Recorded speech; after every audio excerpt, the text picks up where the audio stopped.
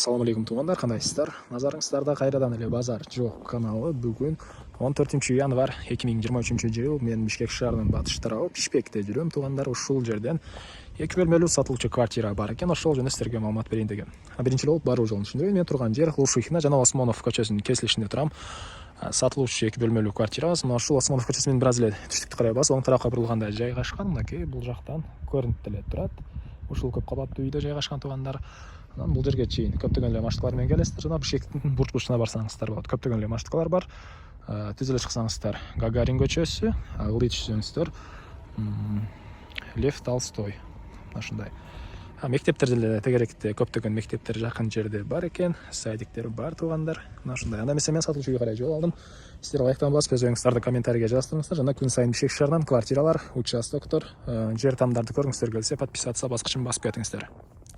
Мынакей туғандар, келүү жолун түшүндүргөнчө Бүңкү чыгарыштагы 2 бөлмөлүү квартира жайгашкан. Көп кабаттуу үйгө да жетип келип калдым. Бул мынакей көчө тарабы тегеренте темир забор менен тосулган. Атбасарская көчөсү жана Адышев көчөсүнүн кесилишинде углойдо жайгашкан туғандар. Түз чыксаңыздар Гагарин көчөсү, түшсөңүздөр Лев Толстой. Экөөсүнүн ортосунда болуп калат. Эми андан ары короосуна кирип калган маалыматты берейин. Мынакей бул короосунун көрүнүшү. Бул жакта бош жер бар экен. Алды тактары бурчакта, бул жакта маркет.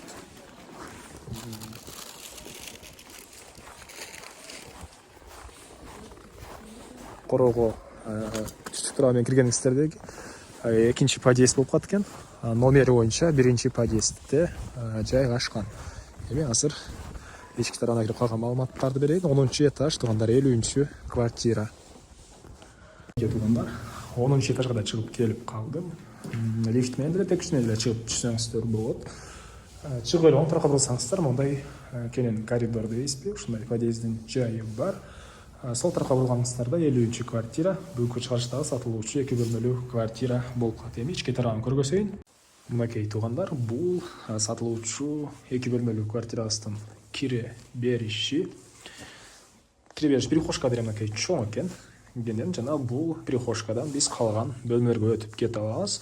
Полдор бул жердики ламинат, дуалдары, обои, потолок натяжной экен. Жана кире бериште прихожкада душ ванна жайгашкан бөлмөдө теплый пол бар. Теплый полду мынакей бул жактан контролкасыздар башкарасыздар. Мына ушундай коммуникация боюнча айтсак. Азыр тетрадьымда башка бетке түшүп калыптыр. Каралайын.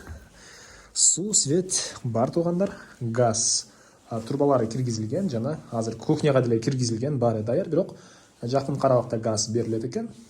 Отопление болсо, отоплениядагы баары киргизилген. Акыркы могу 10 күндө отоплениядагы беребиз деген оюн айтты, берилет деген оюн айтты ээси, жана канализация, центральный канализация. Эми андан ары кайсы жактан көргөзүп баштайын? Оң тараптан көргөзүп баштайын. Бул жакта дагы бир бөлмө. Квартирабыз 2 бөлмөлүү квартира, студио. Бул жакта зал менен кухня бир жерде жайгашкан, 50 квадрат метр. Мынакей бул жактагы бөлмөбүздү көрүп турганыңыздардай обой, полдор ламинат. Жана айткандай газ киргизилген, счетчиктер деле орнотулган, отопление деле киргизилген, батареялар орнотулган.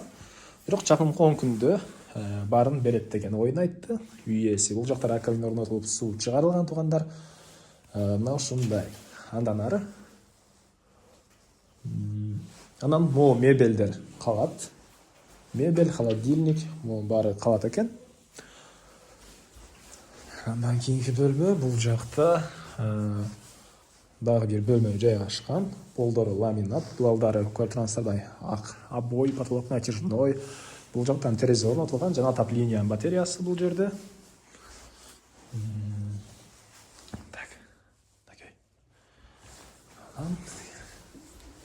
Кирип эле түз кирсеңиздер, кире бериштен түз өтсөңүздөр, бул жакта мынакей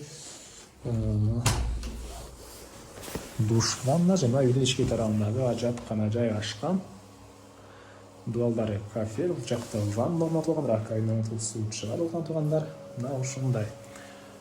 Анан дагы эмне маалыматы? Документ жөнүндө айтпадым, ошо айтайын, тех паспорту бар экен. Паспорт бар. Так. Басы $43.000 сүйлөшүү болот. Ээсинин номери экранда жазылат. Ээси номерде туугандар азыр окуп сүйлөшүп көрүңүздөр. Сүйлөшүүлөр болот.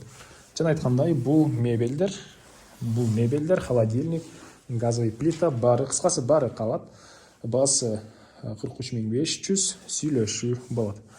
Анан бул видеону достор менен, группалар менен бөлүшсөңүздөр, туугандар мага үй ээсине чоң жардам берген болосуздар, жана ошондой эле достор менен адашып кеттим.